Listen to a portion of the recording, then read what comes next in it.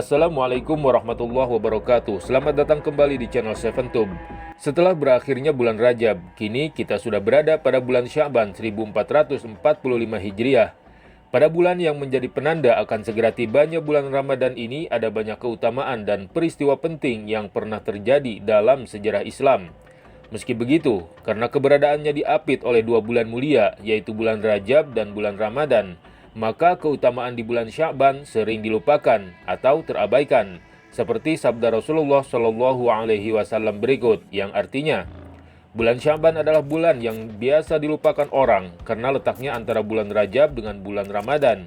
Bulan Sya'ban adalah bulan diangkatnya amal-amal. Karenanya, aku menginginkan pada saat diangkatnya amalku, aku dalam keadaan sedang berpuasa. Hadis riwayat Abu Daud.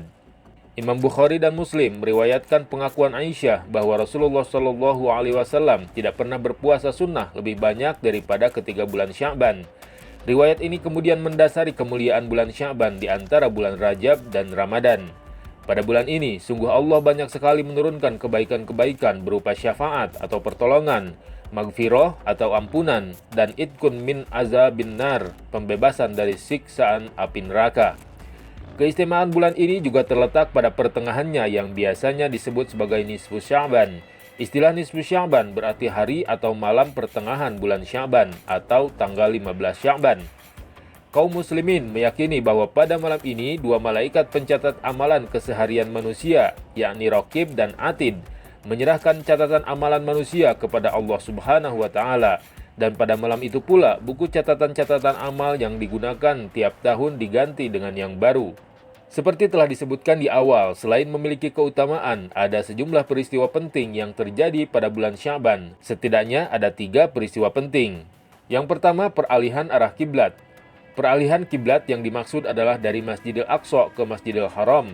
Menurut Al-Qurtubi ketika menafsirkan surat Al-Baqarah ayat 144 dalam kitab Al-Jami' li Ahkamil Quran, dengan mengutip pendapat Abu Hatim Al-Basti mengatakan, Allah memerintahkan Nabi Muhammad Shallallahu Alaihi Wasallam untuk mengalihkan kiblat pada malam Selasa bulan Sya'ban yang bertepatan dengan malam nisfu Sya'ban.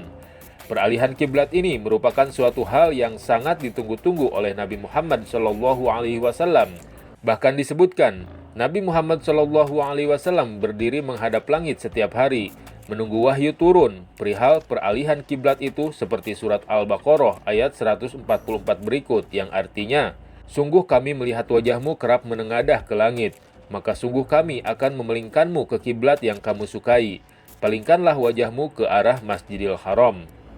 Peristiwa yang kedua, penyerahan rekapitulasi keseluruhan amal kepada Allah Subhanahu wa Ta'ala.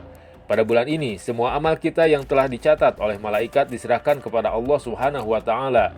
Sayyid Muhammad bin Alawi Al-Maliki mengutip sebuah hadis riwayat An-Nasai yang meriwayatkan dialog Usamah bin Zaid dan Nabi Muhammad Shallallahu Alaihi Wasallam. Wahai Nabi, aku tidak melihatmu berpuasa di bulan-bulan lain sebagaimana engkau berpuasa di bulan Sya'ban.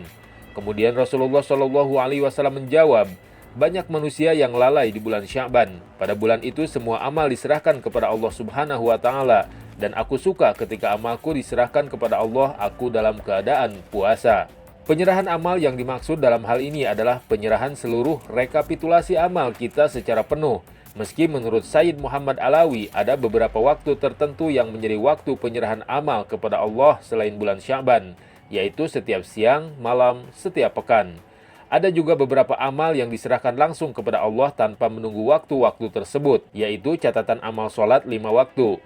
Peristiwa yang ketiga atau yang terakhir, diturunkannya ayat tentang anjuran sholawat untuk Rasulullah Shallallahu Alaihi Wasallam. Pada bulan Sya'ban juga diturunkan ayat anjuran bersolawat untuk Nabi Muhammad Shallallahu Alaihi Wasallam, yaitu surat Al-Ahzab ayat 56 yang artinya, sungguh Allah dan para malaikatnya bersolawat untuk Nabi.